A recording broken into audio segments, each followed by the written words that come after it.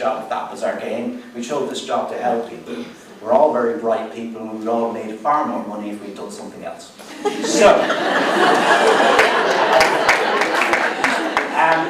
So she does very, very, very well.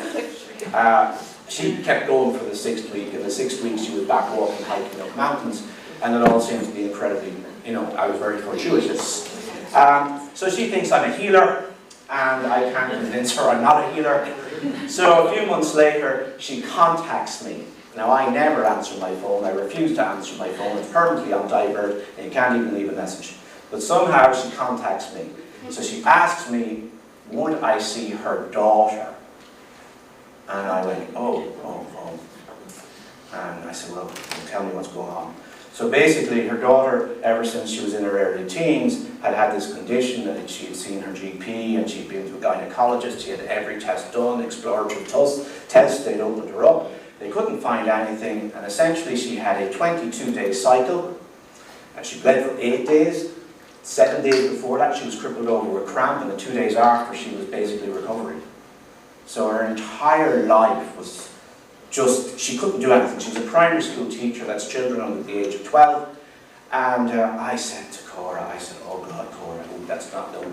I said, I'm really flattered and everything, but I'm a physio, and really I just do pain. I'm sort of handy with handling pain. Not my gig, not my bag. And actually, Cora had met me. That's what it was. Cora had met me. And she's there looking at me. And I'm like, I got out of this. And she goes, but you've attended women's health conferences. And I went, yeah. And you did loads of women's health courses. And I went, how do you know that? I follow you on LinkedIn. And I went, oh God. And I went, oh, just tell your daughter to email me. Now her daughter emails me, and you know the way when you meet someone, they're just, or you can read their email and they just sound lovely. They just sound a positive, jolly person. And I said, well, her fake name is Sinead. So I said, Sinead, listen, I wouldn't be an expert on this, and this would be my thinking. Segmental acupuncture, I centered the grid, and I said this is what I would do. I'd probably go ovaries, fallopian tubes, and uterus, okay, because that's my limited thinking on these things. And I said, well, what we'll do is 12 weeks, do a diary of your symptoms, and we'll see how this gets on.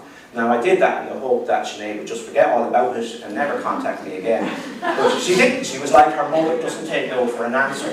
So Sinead turns around and sends me an email. She goes, Duncan, I have all this data, and she had an Excel spreadsheet. And I was like, so I said, well, Sinead, is it okay if I contact your GP to keep you in the loop? And I'm really, really nervous about this because of my experience in '98, and I'm thinking, oh God, but I have to keep them in the loop because you just don't work parallel. And so I emailed her GP. GP emails me back, Duncan, you treat my dad.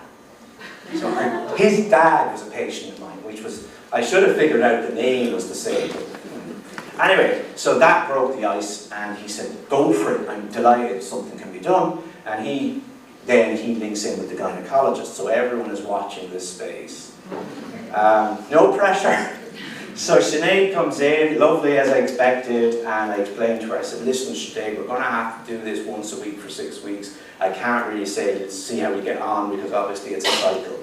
So on the 6th week, I was already beginning to think something was working, because we had gone through a cycle. But 4 weeks after that 6 weeks, and we didn't want to take things for granted, she emails me and she goes, Duncan, I'm on 28 days. I didn't even know it was about to happen because I had no cramps, I had no nothing, and I'm just 4 days, 4.5 days of bleeding. She stayed that way for as long as, till right now. And I couldn't believe it because, as a physio, I was very much, I needed people's backs, I needed people's necks.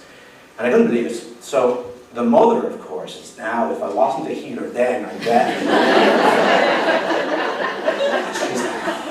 So a few months later, she calls me again, and I'm thinking, how do you get my flipping number? I thought I blocked you. So she says to me, she said, Duncan, would you see my mother? I'm thinking, Cora, we were lucky that I got rid of your knee pain. It was a miracle I got rid of Sinead's issue. Tell me about your mother. And you could hear the emotion in her voice. And she goes, well,